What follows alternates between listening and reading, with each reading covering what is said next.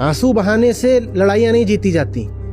दुख के साथ भी आपने अन्याय करा है, नाइंसाफी करी है। अगर आप रो रहे हो बैठ के, दुख है तो रोएं या समाधान करें। और समाधान जब करोगे तो रोना तो भूलोगे।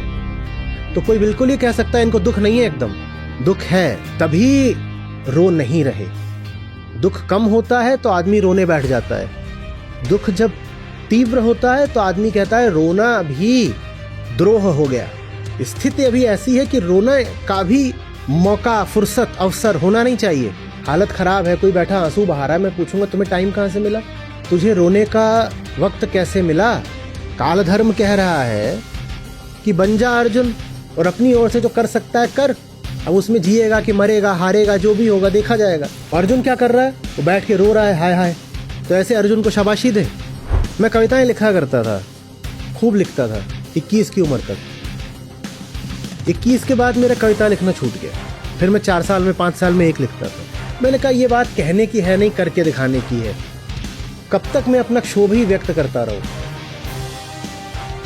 अगर वो सब कुछ जिसके प्रति क्षोभ है वो इंसान से आ रहा है तो उसको इंसान के भीतर समाप्त करना पड़ेगा ना।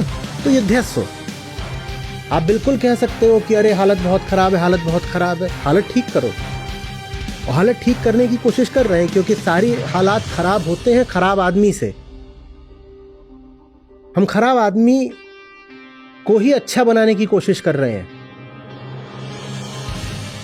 वहीं से सब कुछ ठीक होना है।